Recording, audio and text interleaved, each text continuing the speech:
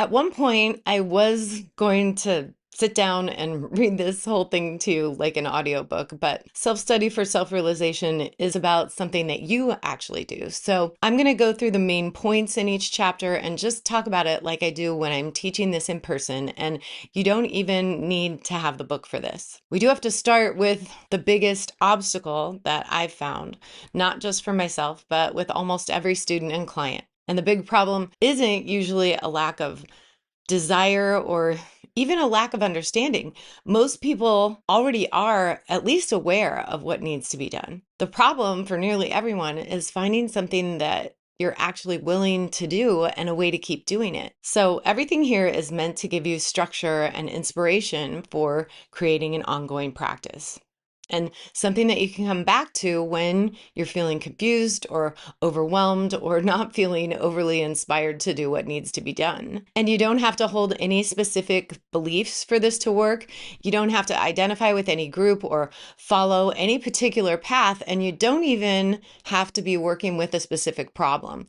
Some of this material does relate pretty closely to what you'll find in 12-step traditions, but I'm 100% convinced that this works for anyone. We're all addicted to something, even if it's just to the thoughts that you most frequently think.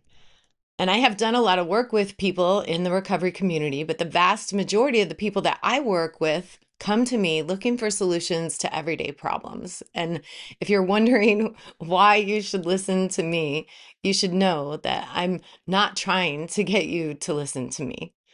I'm trying to help you start listening to you because there is a part of you that already knows exactly what you need to do.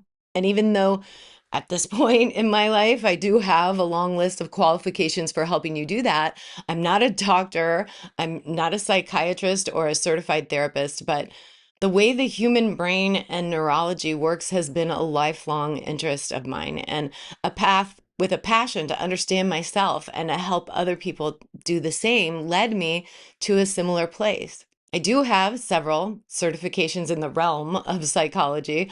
I am a certified hypnotherapist and a personal development coach, and I have been teaching other teachers, writing books, and creating all kinds of content to help people learn to help themselves.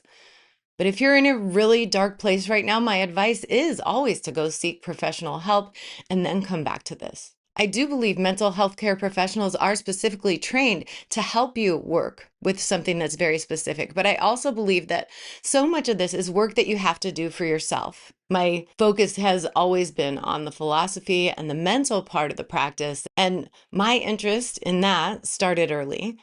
I grew up alone in a house with one sick parent and another very controlling and often absent parent. And I learned everything that I'm sharing here because I was trying to work my way through my own childhood trauma, coming to terms with my codependency and addiction in some of my closest relationships, and grieving the loss of my entire family of origin, both of my parents, my brother, and both of my sisters. So grief is definitely a focus for me. It's something that I have felt and still feel, and addressing my own grief and my own trauma has been the journey of a lifetime. That's what led me to this work. And the healing didn't come overnight. It didn't come that way for me. And if you're working on something big, it probably won't come that way for you either. But each part of this process is meant to help you keep doing that work until it sticks. Hearing something once doesn't change your life. Working with it does. That's why practice matters. Repetition matters because that's how we learn. You can hear something over and over again, and then all of a sudden, someone says something that just hits you in a different way, and everything starts to make sense. And as we go through this, there are going to be moments that stand out for you, something that hits you differently and resonates in a different way. And every time we get to one of those moments, whether I point it out or not, whenever you find something like that, I want you to write it down.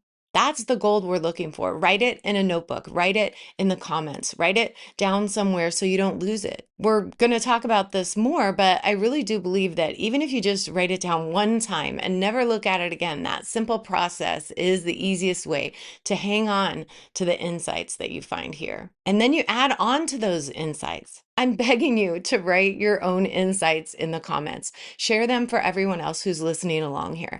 That's what we're doing. That's the point.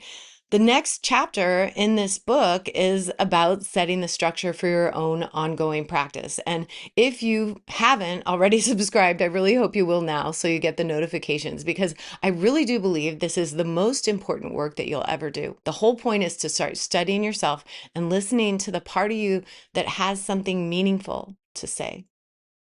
And learning to listen to the real you will change your life.